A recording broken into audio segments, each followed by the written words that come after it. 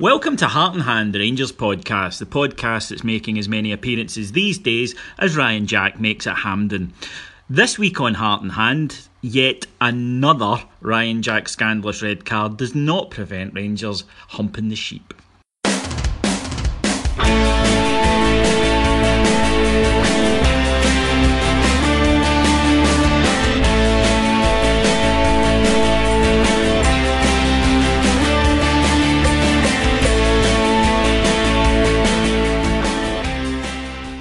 So welcome to Heart and Hand, the Rangers podcast. My name's David Edgar and I'm joined this week by an all-star team. I'm very pleased with this one tonight. First up, safely back from Sheepland, where he was on Saturday night. So he's back, had all his jags and everything, is Andy McGowan. Hi David, glad to be back. No, the civilization, mate. You know, it must have been nice. As you get closer, you kind of relax a bit, don't you? Yeah, you listen to the radio and it drifts onto Tay, and then it drifts into North Sound, and then you know you're really out in the sticks. And speaking of out in the sticks, it's the one-man civilization project in Livingston. Yes, it's Cammy Bell. I'd love to get Radio Tay. I'd love to get it. What do you get out there? No idea. It's just a guy playing a banjo and another boy like in the Lydia bin, and you've got that 24 hours a day on repeat. It's great. Do you mean? But that's East Coast life for you. It's the price you pay for being a missionary, Cameron. That's well. You know, you're yeah. You could say it's a bit of a missionary. You're right. A bit of a missionary position. Scott back? Is he back? I know. His influence from Saturday night at the live show that's rubbing off on me. Right, loads to get into this week, so let's not dick about, because for once, guys, not only could we do a positive pod the other night with me and Alex, we can have another positive pod tonight. And how often does this happen?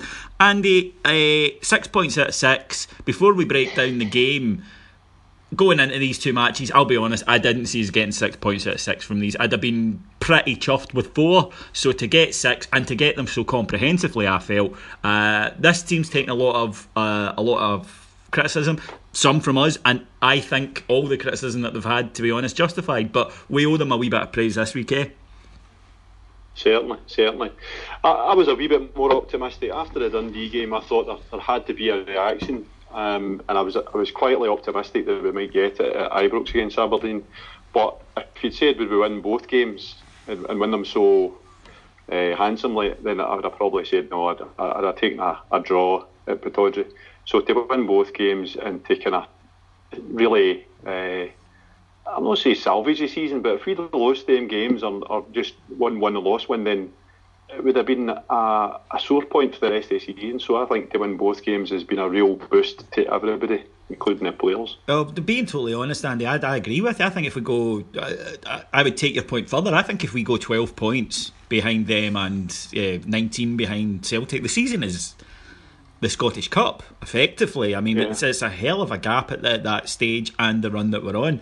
Cammy, the impressive thing I think about these two performances was the aggression in the display. They knew they were going to be physically challenged, and they put out a message that no, you're not going to bully us. And even when we went down to 10, we were never outfought. No, we weren't. And I think the clearest indication of that in the game on Sunday was when Tavernier wins the ball for Windass's goal. Actually, he wins it and just shrugs the Aberdeen player off of him. And then plays it forward to Candeias, so obviously puts in an excellent cross for Josh. But it's great to be able to see that, because it's something, particularly in the Old Firm games, we've been very culpable of, as being very easy to intimidate and looking quite weak. And it's nice to see players actually standing up with a bit of authority and standing their ground, you know. Well, we'll go through the game, as I say, and break it down. First thing, Rangers started, I thought, the better team. It was a very scrappy game in terms of entertainment and great football. There wasn't the lovely passing moves that Rangers were putting together the other night, which is perhaps understandable. It's not as good a pitch, and Aberdeen were, I think, looking to make it a bit more of a battle. But Rangers stood up to it, were very comfortable defensively, and went into an early lead through a really fantastic header from Danny Wilson, an absolute perler of a header. A great ball in from Declan John, but to score from that distance and loop it over a keeper who I believe is 6'6". Real kind of pinpoint effort there from him. Moving then into the second half, Rangers, we didn't really suffer that dip that perhaps we would have expected, and we're looking pretty good on a lead. Kenny Miller's had an excellent shot saved after a wonderful ball from Carlos Pena. Rangers looking very dangerous on the break, and Aberdeen not really offering much. Then Ryan Jack is sent off, which we'll come to in a bit more detail, leaving us to play 10 men with 35 minutes. At that point, Rangers bring on Daniel Candeias, as Cammy mentioned, for Carlos Pena. Candeias is involved in the second goal, and it really is a wonderful goal. There's a fantastic, if you go to Dougie Wright on Twitter, he's got a great angle of it, where, as Cammy says, James Tavernier shrugs off an Aberdeen player to win the ball, knocks it to Candeias, who uses his pace, puts in a beautiful ball, and Josh Windass, who's made a terrific curving run at full pelt, must be about 60 yards, and in that an Aberdeen player has tried to kind of knock him off balance, and he shrugged him off as well to arrive perfectly and put it away with confidence. Rangers go 2-0 up. At that point I thought, we're home and hosed here if we don't concede in the next few minutes and let them back in. So of course Tav dived into Tav. I think had a bit of an acid flashback, because we got a repeat of what happened at the ground last season. That wasn't a foul, whereas this one was. Tav dives in, maybe needs to be a bit cleverer in those situations, we'll talk about that, but the young kid the Aberdeen had brought on, Ross, puts in a great free kick. I want to talk a wee bit about Wes on it though, and it's 2-1, and at that stage you're thinking, here we go, but I don't really think, Andy, we were in ever any serious bother of not seeing that out. I mean, Aberdeen obviously are a side who are dangerous from set pieces, but I didn't see them doing this through open play. No, I think we were comfortable throughout. I think the first thing to say is that it was fucking brilliant. It really was. To be enveloped by so much hatred and spite, and to play them off apart, I say play them off apart, to be so comfortable as that, and to score a goal with 10 men, it was sweet. It was really sweet, and I thought we controlled the game throughout. I thought the formation that Murty hit upon on the Wednesday night, it worked really well. I don't know if it'll work every week, I've got to be honest. I think it worked against Aberdeen because they're a team that weren't going to sit in with 10 men behind the ball. So we're talking about Windass, and it suited Windass to a T because there was room in behind. It allowed the centre halves to use their channels, and as you perfectly picked out, David, he was doing these curved runs from inside to out, and they couldn't match it. Mm-hmm. So the whole thing worked like clockwork, and on top of that, you got performances from nearly every single player in the park. I thought that Windass was tremendous, right? I've been a critic, and I've said on here a couple of times, I don't see him at Rangers long term, and I probably wouldn't have been here if it had been done to me, right? Mm. But he's turned a wee corner the last 3 games. Even in Dundee, he was taking responsibility, right? It wasn't as if he was playing his best game and the team was struggling, but he was taking the ball and he was trying to make things happen, which is the opposite of what I've accused him of, which is hiding when the going gets hit tough and not being brave enough on the ball.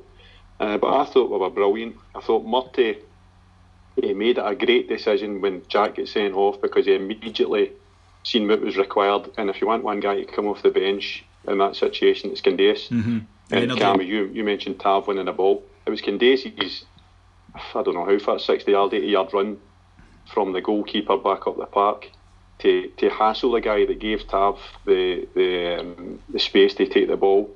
So I thought the whole thing went with clockwork. And young Bates, fantastic. 6 months out and he came back and played like that.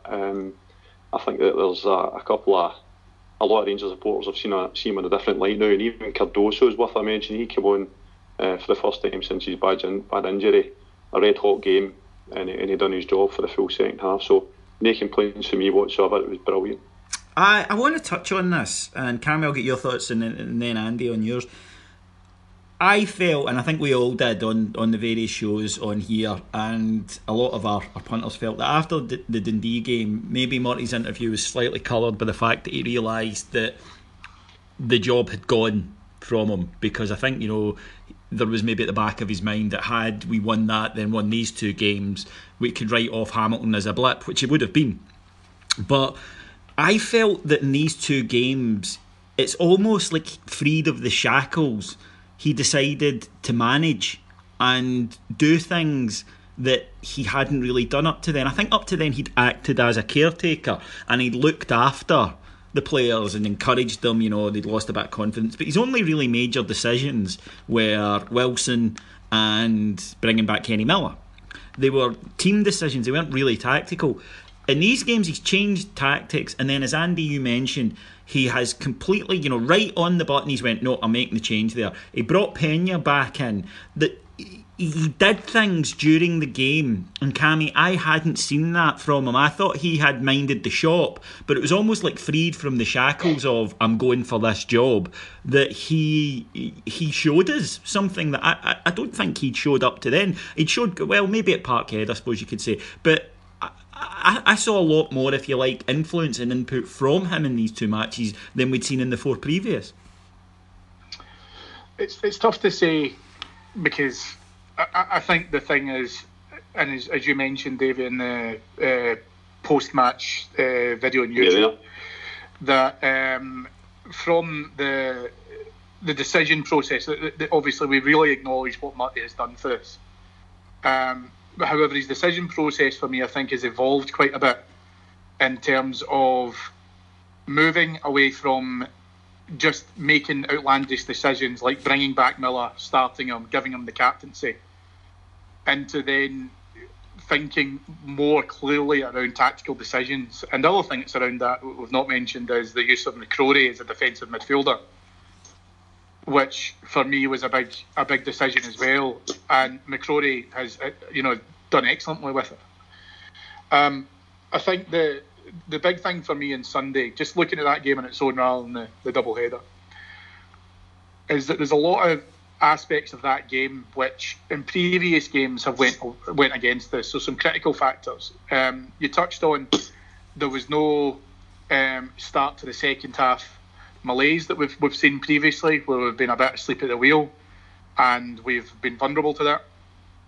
We got the post ending off. We got the critical second goal, which had to happen, and we also saw the game out. And I think those three things combined, what we've seen in other games where we've dropped points, at least one of those things has happened and impacted against us. Whereas actually on Sunday, we were able to move all those things out the window. And I think Murty, Andy's hit the point really well. Murty took brave decisions and did the right thing by bringing on Candace. There's a part of me that wonders as to whether or not he was already going to do that as part of around about the 60-minute mark anyway. But he stuck to it. And now he performs in such a way, to me, Murty, that actually he has no real risk. There is no real impact, because he knows he's not going to get the job, so he can exercise that freedom in terms of his decision. The big thing for me when I'm thinking about that game, and I actually think about Windass in particular, and I can't get this statement out of my head, Josh Windass is a weapon.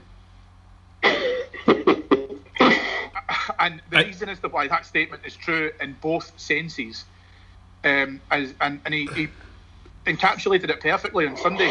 The dive right at the start, which was really stupid and a bad dive, if that makes sense. Yeah, if you're going to dive, be better. But also what he's capable of achieving when he really puts his mind to it, and as we mentioned, the runs, etc. as well. And this is what's actually probably one of the most frustrating things about him, is that when you see the good that he can do, actually on his game, he's capable of getting you 3 points on his own. So he needs to be able to try and... I think hopefully Murty will have had the conversation with him about the dive, because that was stupid. I mean, it was a stupid thing to do anyway. Fortunately, it didn't dictate the rest of the game for him at that stage. Anyway, still played with a bit of bravery. So he did. I did very well. Andy, now in terms of the technical decisions, the tactical decisions, sorry. There have been some big ones. McCrory going into centre midfield, where if we can clang in a bit of a name drop here, at the live show, Kevin Thompson raved about Ross McCrory, and one of the things he kept coming back to is, if you have a guy who will do that, that will allow the other midfielders, and in this case Jason Hall and Ryan Jack, while he was on, to go and confidently impose themselves on the game, and he felt that their performances in both matches had hugely benefited because of having Ross McCrorie in there and having that confidence in him behind them. There's no doubt about it. Holt and Jack were superb over both games, and it's probably because they had McCrorie behind them. And McCrorie, this boy could do anything he wants in football if he keeps progressing. Absolutely. Because he's got everything. To come in at that age in a team that's under pressure, underperforming, and do what he's doing is fantastic. And he wins the ball. He uses his body to block players off and to win the ball cleanly. He can head the ball. He can pass the ball. He can move the ball at his feet. It's really testament to our youth development that this boy's now able to come in and play at this level kind of off the bat. So you're right, David. Holt and Jack were released from doing the stuff that they've not been doing the weeks before. They're maybe not great at, yeah. I touched on it after the Hamilton game. I said we're asking these players to do things that they're not capable of, and I kind of liken Ryan Jack to saying, like, go and do what Barry Ferguson did. He didn't need to on Sunday, because all he needed to do was win the ball, keep it moving, and let the front three do their thing. Mm-hmm. And McCrorie provided the foil for both of them to do that. I'm struggling now, Andy, to see what his best position is, and not in a good way. I genuinely wouldn't know. I'd be confident at playing him in either role at the moment. At the moment, I wouldn't be moving him out of there, because I think the balance that we've found with those three, allowing for Ryan Jack if he's going to be there, but the balance that we found with those three just looked so much better. And what an option in big matches. I mean, I said before, I don't think it's a good thing to play players of that kind of age every week, and I stand by that. I think long term it's still best to bleed them and then take them out the firing line for a wee while. But just now, the way we are, and with the players at disposal, Dorn's injured and so forth, you couldn't leave them out. It would be crazy to do that, and I think it'd be wise just to let him feed off the confidence he's obviously got just now. I seen him playing at right back for the youths as well, more often than centre half, to be honest. Mm-hmm. And he was perfectly comfortable there as well, and he can move up and down the wing. So this is because the boy is a football player, yes, first and foremost. He's not a centre half, midfield or whatever. He's just one of these boys that's athletic, he's got ability, he's technically sound, and he's a good all-round football player, which you can't ask for anything more. The big benefit, I think to us, and more especially to McCrorie, was that double header was against Aberdeen.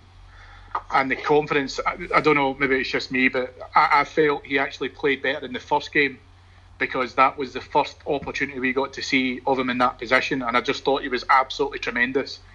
And he just continued that form into the game on Sunday.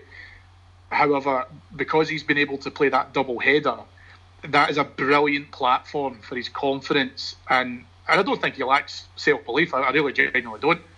But it's a great platform for him to continue to build on, because he's played, against a team until very recently were above us in the league. I don't think he bothers. I think his mentality, one of the things I really like about him is that he just plays his game, and he doesn't play the occasion, and he doesn't take into account the opposition. And given the mistake against Hamilton, which we've seen players shrink after such an error, it's almost forgotten now, and Rangers fans aren't the most forgiving. But as we've seen, actually, and I want to just move on to David Bates, who I defended on here last season. I thought the criticism of him was unfair, and I know it's only one match, but I think we saw what David Bates can do. And again, I think we have a tendency at Rangers sometimes to focus on what a guy can't do and what he's bad at. David Bates is a good defender. He's not going to be what I think McCrorie's going to be. He's not going to be a world beater by any means, but David Bates is a perfectly good young centre half, and if we get behind him rather than just cast him out straight away after 10-12 games and go, he's shite, he could actually develop into a really solid, decent SPFL centre half for us, one who does the job and we can rely on. And given the struggles we've had in that position over the last 6 years, I think we've got to give him a chance, Andy. I was of the same opinion. I think in my first pod I said something about Bates and the fact that he'd been kind of dismissed because he's not particularly good on the ball and his passing's not too hot. But what he has got is he's got the magic eye of a centre half that Davy Weir used to have and Richard Gough used to have. He's in the right place when the ball comes in the box. He makes blocks and he wins balls without having to go to ground. He's good in the air. He's 21-year-old and he's built like a proverbial, and that's because he's worked at his physique. That's not just happened by accident. That's why Weir spotted him at Wraith Rovers, and I don't know if he saw himself in him or whatever, but at 21, playing at Wraith Rovers, to come to Rangers, and particularly in the season we had last year, and then come into that game as your first game back after 6 months, I don't think he's let us down. He played against Celtic when we get stuffed, but who had a good game? Yeah. This isn't the first time he's had a good game against Aberdeen. He done it last year and all when we actually lost at Ibrox. He had a great game, and I think he played at Pittawdry when we won 3-0. I can't actually remember. Did, yeah. No, he did. So he has played against the kind of upper end of the league and competed absolutely, and to the point where I think he gives us a very good selection headache, because I like Cardoso, I like Bates, I sometimes like Danny Wilson, I like the way he plays football, but defensively I don't know, so maybe there's a combination in there when Alves isn't fit. But no, it was absolutely tremendous in Sunday. I just don't think we have the playing resources at the moment to be casting away young players that could do us a turn. I just don't believe we have the financial muscle to do that at the moment, and I wonder if it's a hangover from we're doing a show on the Patreon service called The Advocate years, when we bought players a lot all the time, and if somebody didn't work out we bought someone else. And I wonder for us older bears, because it is often the older bears who are more critical, and I wonder if it's a legacy of that we were not a club that were born in terms of, or we were not a club that born patience with young players. We tended to just want to buy in established players. But I just think Bates is somebody worth persevering with. In the same way I think Bierman's been written off very, very quickly, and for me he's a better player than Lee Hodgson. Potentially, I think he's got more ability than, say, Lee Hodgson. And he'd be a guy that I would be trying to rehabilitate, and it's maybe a bit of a shame that after 6 or 7 games we're talking about rehabilitation, Cammy, of a young player. Well, possibly. Obviously we're not privy to what you see every day in training, etc. And I agree. I think Bierman for me is kind of been put aside. He's been put aside very quickly. And I don't know if really we can say with any insider confidence that it's not, it's been done too hastily or whatever else has happened. For me, what I would like to see is if we are going to look at potentially bleeding Bates into the team as a more regular player in the first team, is to try and get him as much exposure in game time with Alves next to him, because I believe Alves can teach him, better than anyone else that he can potentially partner with. Obviously that depends on fitness and other criteria, etc. Of course it does. But Wilson's a bit of an enigma, because his header was fantastic, and he was good to take the lead at Pittawdry. He was good while he was on. But as Andy points out, his defending has problems, because he was also culpable for the Considine shot off the crossbar where he didn't mark him properly. Correct, yeah. So you always have that kind of seesaw approach in terms of what he can offer you and what he can bring up.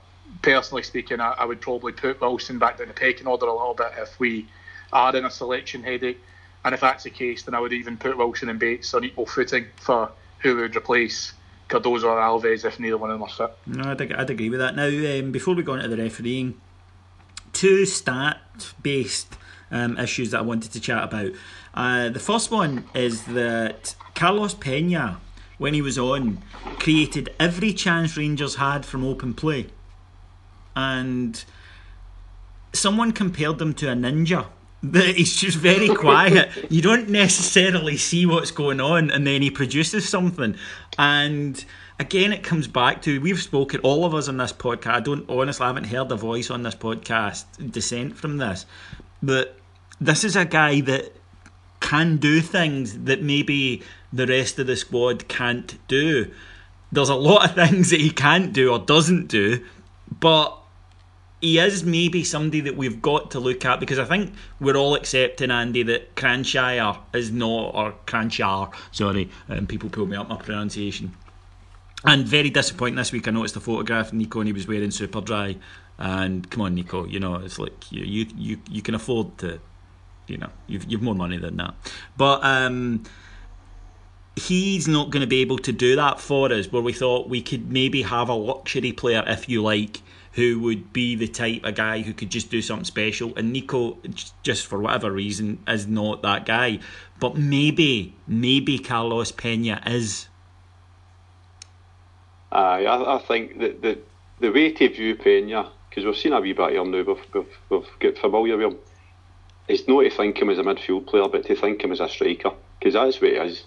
He just starts his run further back. That's basically what I can see. It didn't do much again on Sunday or Wednesday, but when he did do something, it was pretty effective. It mattered.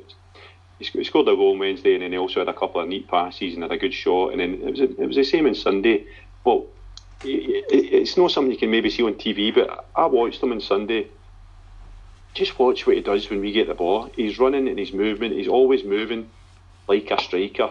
And the centre halves and the defenders, they don't know where the hell he is. No. And that causes confusion, and it causes space for other players. And that's obviously been his stock in trade through his career, by the looks of things. And that's priceless. No every player has got the intelligence or the game awareness, or whatever you want to call it, to do that during the game when all hell's breaking loose. So I think we're going to have to get used to the fact that this guy isn't going to put his foot in the ball and pirouette around players. He maybe not even be able to do a 5-yard pass for a throw in at times, right? But what he will do is, Ninja's a perfect description of him. He'll be the Johnny on the spot for us in the box, and it's another striker in the team. So this formation works for him, I think, because Josh Windass is doing the movement, dragging defenders all over the place. They're having to chase him. That creates space for Kenny Miller as well. But I think we need to persevere this guy, and I know he cost us a lot of money, but it costs us a lot of money by our standards, not a lot of money by football standards. That's a key point. It's perspective, isn't it? Yeah. 2 million is a lot of money for Rangers, but 2 million is absolute buns. I mean, doesn't buy you the finished article for John Terrell, for God's sake. Does not buy you the finished article. Let's keep things in perspective. I think we need to persevere. I think he's got a role to play. I totally agree. Cammy, the other one is Josh Windass, that his stats are at elite level for the SPFL in terms of movement, chance creation, runs, dribbles, all that kind of thing. They're at elite level. Now, it maybe doesn't look like that all the time, but from a coaching point of view, if you're looking at this lad and now he's starting to get end product on top of it, you would be excited. Well, you would, because you know that thing that we used to do whenever you saw, it's like the highlight reel that whenever, when we bought Gardner or got Waghorn or whatever, and people are like, hey, let's go on YouTube and let's look at, that's the kind of stuff that you would see from Windass now, is what he's producing at the moment. I mean, I go back to it, David, it's frustrating because you're wondering where the hell this has been, and also why is he chosen now to produce it? Confidence, or issues with it. Maybe we've all joked about Josh maybe not being the sharpest peanut in the turd, but maybe a simplification, or maybe having, because Pedro did a great believer in tactical periodisation, which is a difficult thing to get your head round, even as a player, and maybe just simplification of his role. Possibly, and I think Murray deserves a bit of credit for not only the tactics that we've discussed, but a degree of man management, because Windass looks very much like he's playing on a good wave of confidence, as well he should do. And listen, those stats are good for some things and not for others. Yeah. But the big thing with that is I would use that for him. But what I would say to him, I would use that to reinforce a conversation along the lines of, when you dive and you pick up cautions, you put yourself in a tightrope for the rest of the game, but then you look and you score the winners. So that's how essential you are to us in this team. And it's quite bizarre, because now, for the first time for a very long time, we're now talking again about selection headaches, because fully fit team, where would you play them?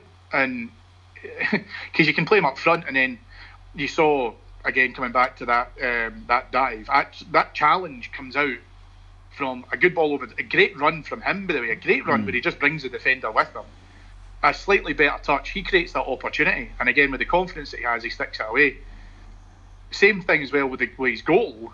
He's making that run from absolutely nowhere that you can see, but he just brings it straight into the box and timed it to perfection. The finish was fantastic. And you can see he's got that capability. You want to be able to see it from him, but it's a great asset to have. And what's interesting is, and particularly regarding the Penny conversation, is, see if I was an opposing manager, I wouldn't really know how to mark these guys. No, I think Andy hit the nail on the head there. I think that the bother we've given Aberdeen is they haven't had a clue where these guys are supposed to be. The good thing with that is, and obviously it's probably more prevalent to when we play Celtic, but what do you do at that stage? Do you assign a man to mark them? So if you do, that's fantastic, because that starts freeing up other options. Because I wouldn't know where Peña's playing from 1 minute to the next. Do you know what I mean? Because he has that kind of enigmatic approach where he does what he wants. He wants to be able to try and do certain things. It's just that real kind of dilemma, mystery in regards to what he's going to do. No, absolutely. Andy, for me, I've seen far more from Josh Windass up front than I have from him on the wing, and for me, I think he plays the Kenny Miller role probably better than Kenny does at the moment, and I would be excited by with him off Morelos. Yeah, I think. I mean, we're talking about when going terms, which if you'd said this to me 3 weeks ago, I'd have said, nah, this isn't going to happen. But he's turned a corner here, and we're talking about stats, and stats are great, and I don't mean that facetiously. They are great because they give you an insight, but what stats don't give you are the intangibles like desire, heart. That second goal was desire. Yes, it was. And I don't know if that was there for him a wee while ago.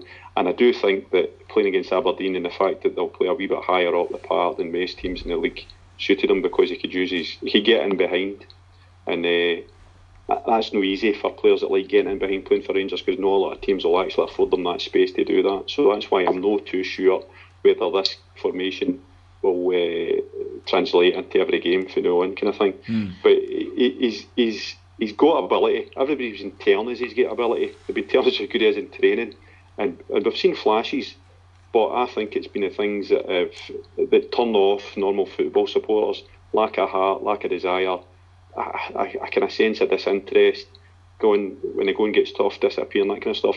The last 3 games he's not had that. He's been the opposite. And if he keeps that going, the guy has got. He's going to win us over, put it that way. Yeah, and the thing I would say just before we go onto the referee, Dave, is Andy's point there is talking about desire. Obviously, I watched the game on TV on Sunday, and there was points where I was getting really concerned that he was going to pick up a second yellow for dissent, because he was really getting in about it with refereeing decisions and everything, and he was really, fighting the corner for some of the boys in terms of some of the decisions that were getting given against them. And as much as we like to kind of bash Windass, and we're giving him a lot of praise, which he absolutely deserves. One other thing that he deserves a lot of praise for is he's getting a bit of fighting amongst them now, and he's actually putting a bit of kind of grit out there. And beforehand, I think he was potentially guilty of shirking a little bit when it wasn't going his way. Now he's going out there and he's standing up with the chest out. And it's noticeable, as you say, but I'm glad you're here, Cammy, and a nice seg on to referees, because Cammy is a qualified referee, for those of you who don't know.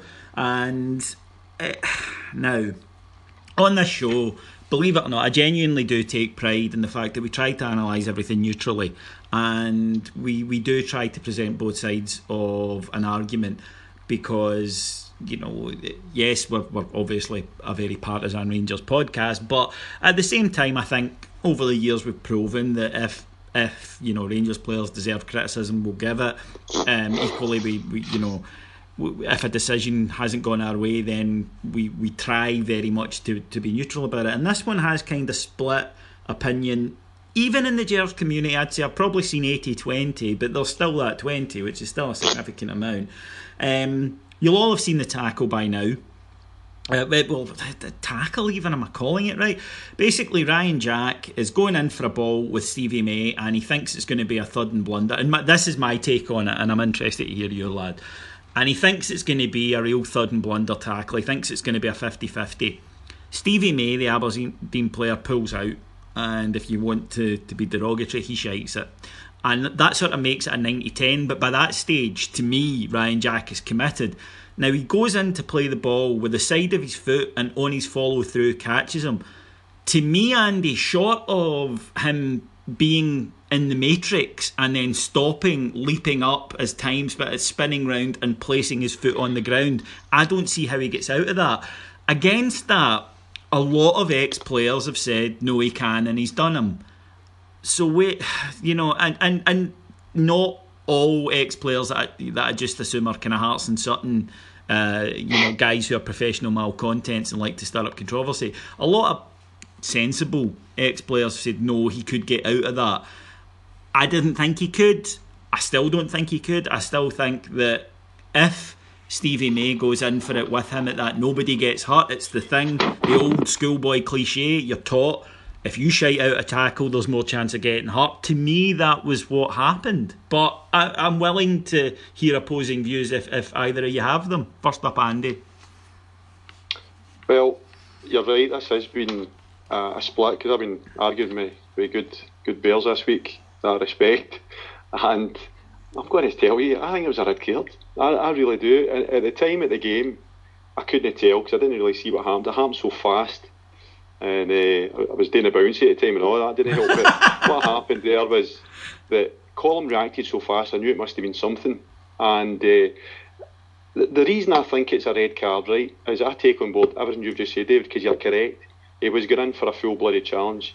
May shot it, and there was no pulling back for Jack. However, I think it was reckless. I think that in that split second that kind of tackle happens, it's very, very hard to pull out. But at the same time, the follow through was threatening injury. Right now, Cammy, you're a ref, you'll be able to tell me better than me. But I think dangerous play. It's not just about winning the ball anymore. Winning the ball isn't the measure of whether it's a foul or not nowadays. It's whether it's dangerous play, overly excessive force, or this kind of stuff. So I think in defence of Willie Collum, right? So imagine those words coming out my mouth. Yeah, I'm surprised. Can't believe I just said them. In defence of Willie Collum, he's going to see the guy's leg buckling, and he's going to think that's a broken leg. But that's my point, though, Andy. I think that he doesn't give him time. I think he doesn't give himself time to react. I think he belts in, and part of that, I think, is Willie Collum heavily criticised for his performance Wednesday night. He was jumpy. He was jumpy the whole game. He was whistling for everything. There was the kind of laughable incident when you saw him all kind of chest out saying, "I am the referee" to a player on camera. I felt that influenced his, and I think he hasn't sent him off for the challenge. He sent him off because he saw the leg buckle. I think he sent him off for the aftermath, not for the incident. But I do take your point, and Cammy, you're the referee. What say you? Before we go into the mechanism of the tackle, the most disgraceful thing about that entire episode was that it made me agree with Andy Walker, which is unacceptable in any circumstance. For me, it's not a red card. And the law that Andy is talking about in terms of serious foul play is immediate dismissal.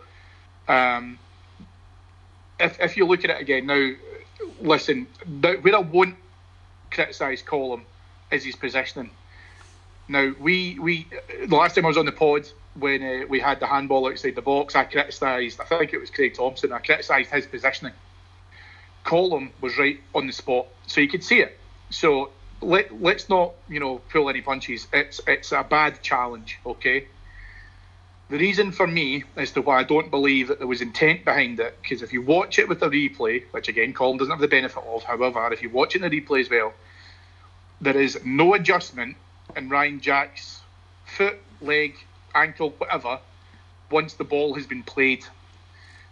If it was the case that Jack comes in, takes the ball, then makes a minor adjustment so he knows that he can hit May, that is a tackle that the three of us have seen time and time again, because I'm going to leave a bit on him here. Yeah. And that's what you can tell as a player there. I can understand both sides of the argument because, again, in real time, at full pace, you've got to make a decision there. And we have a problem with the fact that Colm is card happy and was choking to do something to make him, in the spotlight, and Ryan Jack handed him that opportunity to play. And it's not the first time where Ryan Jack's been guilty of being stupid, and that's what it was. It was stupid. The other side to this as well is that Jack just continues on with the game, but he knows how hard he's hit him.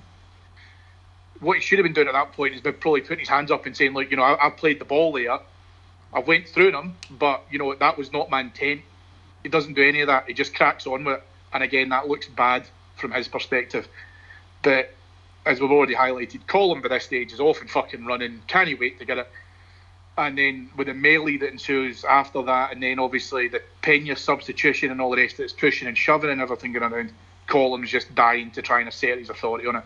What is interesting is that if you watch the game again towards the latter part of it, there's actually a not dissimilar 50-50 with Tavernier, just at the kind of right corner, back right corner, where he kind of clears the ball and the ball hits off. But what happens is Aberdeen player, and I forget his name, I can't remember. He puts his foot in front. Yeah, I know the one you mean. And puts his foot in front of him, but you hear him him scream. If you listen to it, and if you listen to it, you can actually hear the audio of him screaming. Yeah, it's my new ringtone. Yeah, but the thing is though, if you watch it in slow motion, the ball goes straight up in the air. Tavernier's looking for it. It bounces. It's still in play, so he plays on with it. Referee didn't stop that one.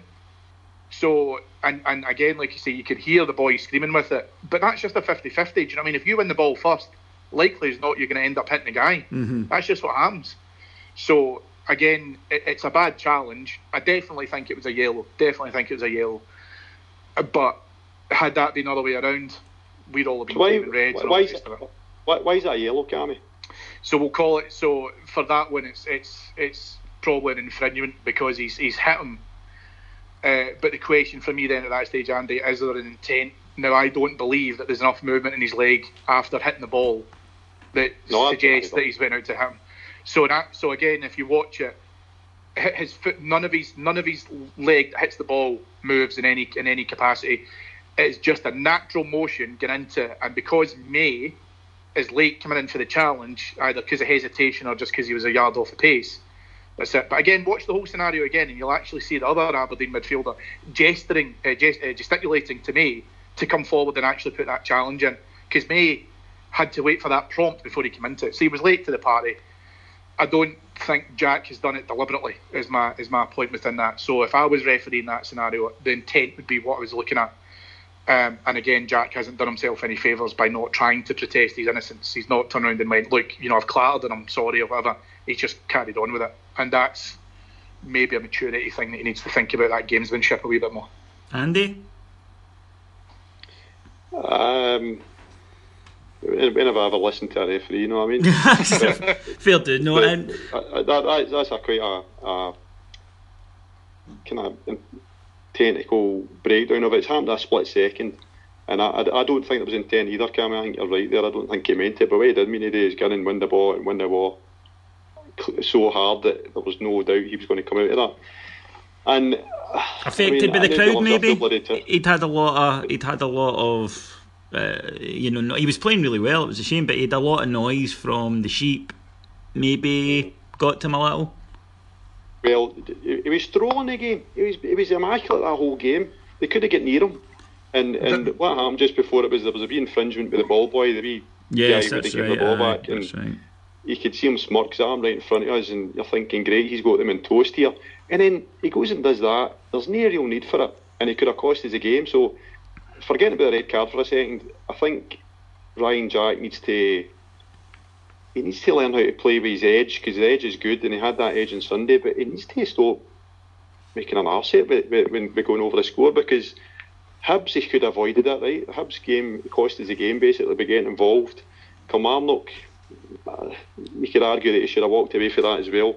Hamilton was fair dues, and then on Sunday it could have been avoided. So he can't keep doing this. Well, what I would say though is the thing for me in that as well is though that when you're watching that game, and listen, Andy's totally right. He was strolling it. See if there was a number of bad tackles consecutively, or he was putting it about a bit or whatever, and he just thought, fucking brilliant, I'm going to snap him, I'm going to go for it. That almost makes the referee's decision for him, because that he knows that he's going to do it, and all it takes is just a slight mistiming, boom, and he's got him. And he never put a tackle in at once, but even when he was walking off the park and he's given a bit of mouth back to the supporters and all that, he's absolutely fallen for that trap. And that for me is actually quite inexperienced. It's not for me something I'd like to see for a guy who's been a captain. But Cammy, this is a guy who was sent off 2 times in 6 years at Aberdeen. He's been sent off 4 times in 4 months at Rangers, 2 of which have been rescinded. He possibly feels, and I think with some justification, that he's been, now because of all this furore, he's been refereed to a different standard to everyone else. I don't agree with that, because I don't believe that referees are going out purposely looking to target Ryan Jack. No, but there is a subconscious influence that they think this is a dirty player. Which is fine, but then when he does the things that he does, though, Davey, again, he's removing the referee's decision for him, because what he's then doing is, if he's squaring up, or he's doing in with cut Broadfoot, if he's doing in that as well when the referee's two yards away from him in the Hibs game. And then again, in that tackle was in there. Now, I'm not saying that he should have shot out the tackle, because that would be hypocritical, because May shot out the tackle and that's why he get damaged. What I do think, however, is that if he knows that he's hit him, the responsible thing to do at that point is, I've clattered him, I've not meant it, but, and then start protesting your innocence. Right. What it looks like if you just walk away for that scenario is, I fucking meant it. But fair point. There's a point there, because when he was coming off the park, he could have shoved a fake moustache on him. It could have been Souness all over again for 86. 100%, yeah. It was the same attitude, the same kind of fuck you look about him. And it's good to have that in your play, that edge, as I say. But if he feels hard done to, then you could argue, right, you had beaten in Hibs, right? I would have felt hard done if that was me. You've got the 4th official coming on the park versus Kamal to make sure the guy gets sent off for the unprecedented circumstances. I'd have felt hard done by that. I don't know if you can feel hard done in Sunday just because of the way it looked. And the acid test for me is, if it was the other way about and it was a red shirt on a blue shirt, I don't think we'd be sitting here being so forgiven. Well, but possibly not. And I do wonder, though, if Aberdeen fans will make up an amusing little song about Stevie May lying crumpled on the turf, because they seem to like that kind of thing, in lieu of having achieved anything worth singing about in the last 30 years. But we'll move on. More debate, I think, will come on that, especially with the appeal. We'll see what comes of it. But we've got a lot to get through, even still. And next up is, of course, the now becoming every show topic of Derek McInnes. And lots of rumours swirling at the AGM, lots and lots of talk that the appointment will be this week. In fact, we delayed our show from last night to tonight because the very strong word was that the announcement would be today. Hasn't happened yet, and we're told, and certainly I'm led to believe, that he's still very much the forerunner, the forefront rather, and that we're going to get this announcement next few days. However, his post-match interview, he took what appeared to be, you can interpret it the way you want, but I think he was, when he said he was unhappy at the way it'd been handled, I took as a dig at the Rangers board, and an understandable one. We've discussed the whys and the wheres of him, so I don't want to get into that again just now, and we'll talk about more when he arrives. But Andy, his reaction on Sunday, understandable, or maybe should he have kept his counsel, or was it just a guy post-match, emotion high, and he was fizzing? McInnes doesn't take any shit, really. I think you see that through every press conference and every post-match interview he does, that he's quite a strong character.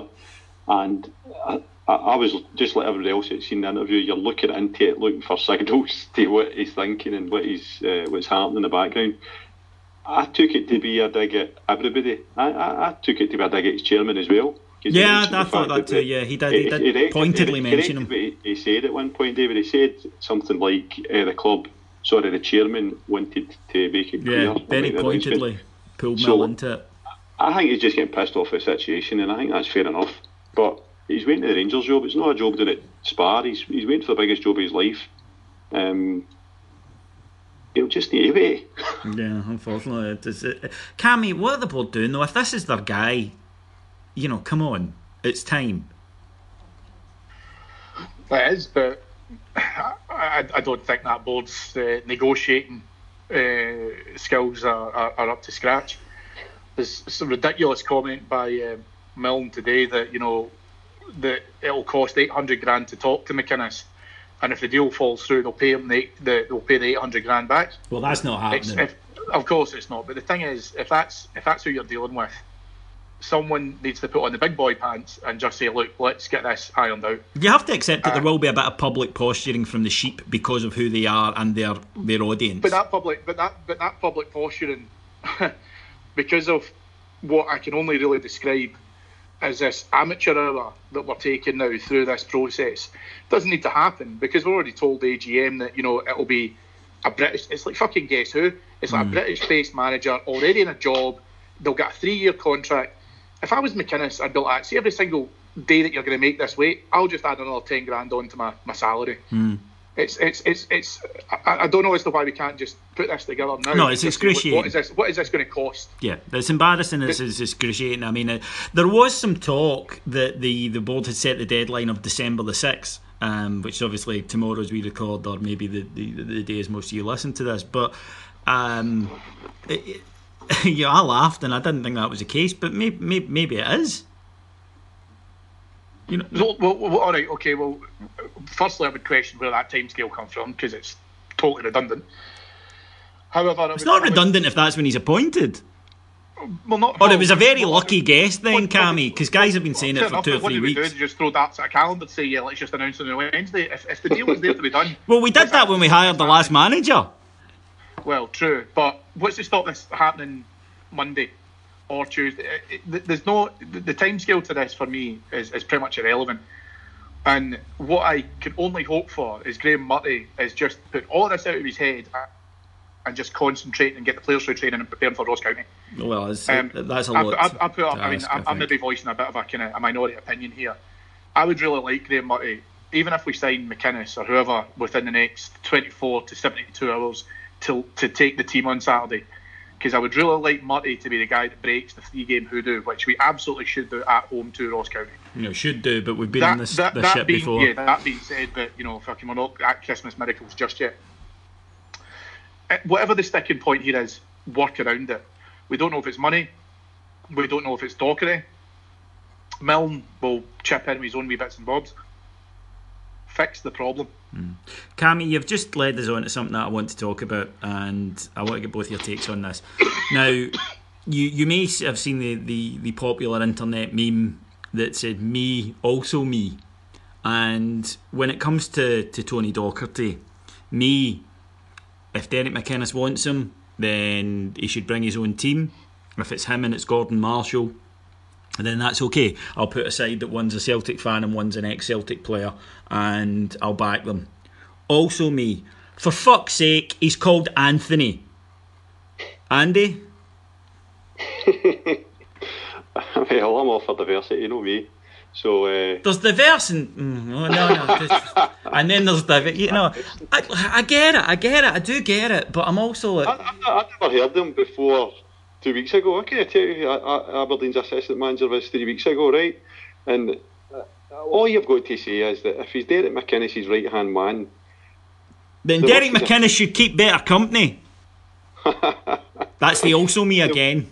The real me agrees with you, but that's a winning day becoming it. Nah, exactly. If that's his team and that's his backroom staff, then it's a weak manager that turns around and says, by the way, I'm going myself. I don't think there's many managers would do that. So who knows? It could be the team that makes the magic work at Aberdeen for the past 4 seasons. So if the guy's a Celtic fan, well, does they sit well with me? I've said that before. I didn't want Moyes. I didn't want Alec Neil, that kind of thing. It's just a football thing. I don't want people coming from that kind of background and working for Rangers at such a high level, because you're always questioning what is their true feelings, right? And he'll come if McInnes comes. Dockery's coming. I don't think there's any doubt about that. No, I don't. The condition in that scenario should be, and let's be totally sensible now, right? Let's be adults. That if Docherty comes and we don't beat Celtic in the first game we play them, sack him. Yeah, that seems fair. He's clearly working. It's clearly working for them. I think, you know, I'm sure that our army of Tim listeners will be going right now, bigotry, and trying to find out who they can complain to. But the issue here is not his religion. He probably isn't religious like most people in Scotland these days. It's the fact that he's a Celtic supporter, a dyed-in-the-wool Celtic supporter, and that annoys as much as it would annoy them if they hired somebody who was known as a Rangers supporter. So it's to do with that, and I know I need to be bigger and all the rest of it, but I'm not. And as you say, Andy, you know, I'm from Corinne, I live here now again, and you know, if we don't get anybody, there's nobody out there who comes from the correct stock. That's all I'm saying. Scottish football's so incestuous that you're either one or the other, whether you are or no. That's the thing. And I think we've had people from a Rangers background play for Celtic and be very, very successful. And we've had people come from Celtic backgrounds and be very, very successful for Rangers. It actually doesn't mean much in the professional game. And I think we need to differentiate between what professionals think and do and what supporters think and do, because it's two totally different things. You have to remember in this scenario as well is that even Meghan Markle's going to get baptised, so we can always make changes if he comes. That's a fair point. So let's in the centre circle. You know, in the centre circle at Ibrox, and Tony kind of says, "Look, lads, hold my hands up." And is Pastor Jack Glass still kicking about? He can do it. Just before we go, Andy, we got a request for this, so I do want to do this. As somebody asked you if I could get you to take us through the implications of Resolution 11 finally passing at the AGM last week and what that might mean for the club going forward. So if you just want to explain first of all what Resolution 11 was and the implications that you feel it will have going forward for the club. Yeah, so there was Resolution 10, which was basically just straightforward permission to have a share issue, so that was granted, and then Resolution 11 piggybacked on the back of that, where it basically allowed the board to allocate shares to targeted shareholders or creditors. So that's the guys that have put in soft loans, King, Parkin and so on. Rather than get their money back, they'll get that converted into shares. So it may not happen all at once, but over a period of time it will happen. I think there's something like £16 million on the books for these kind of soft loans, if you want to call them that, and about 6.5, 7 or something like that was coming from King's trust. So it dilutes the shareholding for other people, so that's good news for us in terms of diluting people at the Easdales and so forth. But a key thing I would probably point out is that Club 1872, it looks as if they're going to get an opportunity to participate and maintain their shareholding.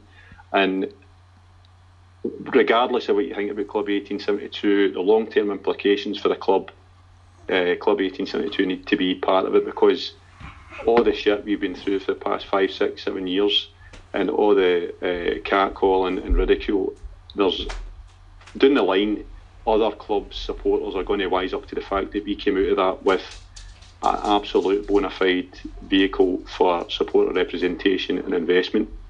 And that's not something that just happens overnight or can be replicated on a whim. So that is a one thing that's came out, and the fact that the Resolution 11 allows Club 1872 to participate is the biggest thing that I would take for it, apart from the fact that it's obviously an avenue for increasing investment in the club and the playing squad and so forth going forward. In simple terms, do you feel that this is a thing that's been holding us back? I don't think the board were that bothered about it last year, because there was no tremendous urgency, and I don't think there was ever going to be a splurge, David, because I don't think there were ever going to be a case of here's 20 million, go out and rebuild the squad and fix the stadium. It was always going to be a slow burn, and I could bore you to death with my kind of view on the figures and turnover. At its simplest, we need to get our turnover back up to where we were before we went tits up, and that means getting back up to a turnover around about £50 million. And then for that, you get a wage bill for the first team squad about 15 to 20 million. That's the simple economics of it, and that means you can compete with Celtic. So it's not going to happen overnight, but it's slowly but surely. The last books that came out there, the turnover was up to about just short of 30 million, I think. So we're slowly but surely climbing that way back up. I don't think football supporters should need to bother a shot with this, but we've been forced in a situation now where you need to pay more attention than most to what's going on at the club. But I think it's a good thing. The Resolution 11, regardless of what you think of King and everybody else, it's got anything that is a gateway to investment to the club, or making up shortfalls, or accelerating the return to the top, has got to be a good thing. I'm correct in saying, Andy Amina, that what it also does is it stops the potential for any investor to withdraw cash rather than demand shares, because if we're doing a conversion, it means that they are willingly changing it to that investment. Is that right? The soft loans are turning. It's in lieu of cash. They're getting, instead of getting their money back, it's going to shares. So that was always a plan, and that's why it was never ever although they're loans on paper, they were never ever going to be withdrawn. Paid back. Yeah, exactly. Okay. Well, listen, that's thank you very much. I've packed a lot into that hour. If you enjoy this show, you may know that we've been talking about for a few weeks. We've launched a subscription service, which is not easy for me to say, on Patreon, and you go to patreon.com/Heart and Hand, where you'll find it now.